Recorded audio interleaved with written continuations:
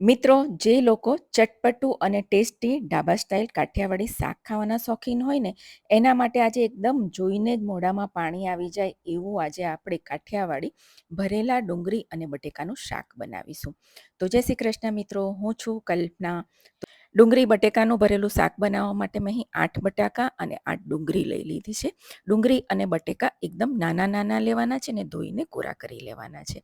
હવે એક મસાલો બનાવવા માટે મિક્સર બાઉલ લઈ લઈશું. એમાં 15 કળી લસણ લઈશું, 1 મોટી ચમચી કાશ્મીરી લાલ મરચું, 1 મોટી ચમચી સિંગદાણા લઈશું, શેકેલા સિંગદાણા લીધા છે, અને 1 મોટી ચમચી તેલ નાખીશું અને આપણે એને એકદમ દરદરું પીસી લેવાનું છે. આ લસણની ચટણી છે, તમે બનાવીને સ્ટોર પણ કરી શકો છો.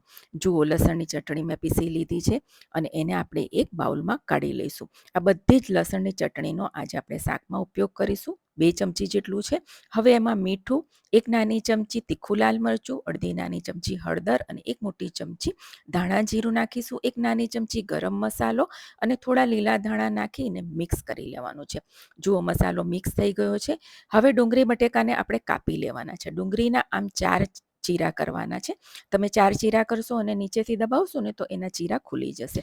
બટાકીને આપણે ઉપરથી આ રીતે કટ કરીશું અને થોડું ક્રોસમાં કટ કરીશું. જુઓ, અને આ રીતે કરીશું. એનાથી શું થશે, મસાલો પણ સરસ ભરાશે અને બટેકામાં આપણે જે ભરીશું ત્યારે તૂટે પણ નહીં. અને જે આ બટેકા વધ્યા છે જે ટુકડા, એને આપણે શાકમાં નાખી દઈશું. હવે મસાલો બટાકામાં ભરી લેવાનો છે. જુઓ, ભરતી વખતે તમને લાગશે કે સરસ ભરાય છે અને થોડો દબાવીને ભરવાનો છે સરસ, જેથી બટાકા આપણા જ્યારે કૂક થાય તો મોડા ના લાગે, ટેસ્ટી લાગે.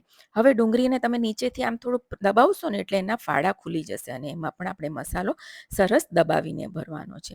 મસાલો તમે જેટલો સારો ભરશો ને એટલો શાકનો ટેસ્ટ પણ સરસ આવશે. ધ્યાન રાખવાનું છે કે ડુંગળી તૂટી ના જાય. જુઓ, મેં મસાલો ભરી લીધો છે, જે વધ્યો છે આપણે શાકમાં ઉપયોગ કરીશું.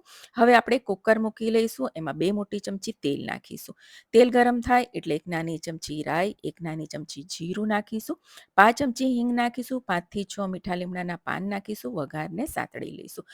હવે જે વધેલી ચટણી હતી એ નાખીશું, એને પણ સાતળી લઈશું અને ત્યારબાદ મેં અહીં 2 ટામેટાને કાચા જ ક્રશ કરી લીધા છે મિક્સરમાં, એ નાખીશું. એને મિક્સ કરીશું. હવે સ્વાદ મુજબ મીઠું નાખીશું. ટામેટાનું ભાગનું મીઠું નાખવાનું છે. 5 ચમચી હળદર નાખીશું, 1 નાની ચમચી ધાણા જીરું પાવડર નાખીશું અને મિક્સ કરી લઈશું. ઉભરો આવે અને ત્યારબાદ એમાં આપણે બટાકા નાખીશું. પહેલાં આપણે બટાકાને કૂક કરવાના છે. એને પણ મસાલામાં બરાબર સાતળી લેવાના છે. સરસ સાતળાઈ જાય એટલે એમાં જે આપણે બટાકાની કતરણ વધી તે પણ નાખી દઈશું.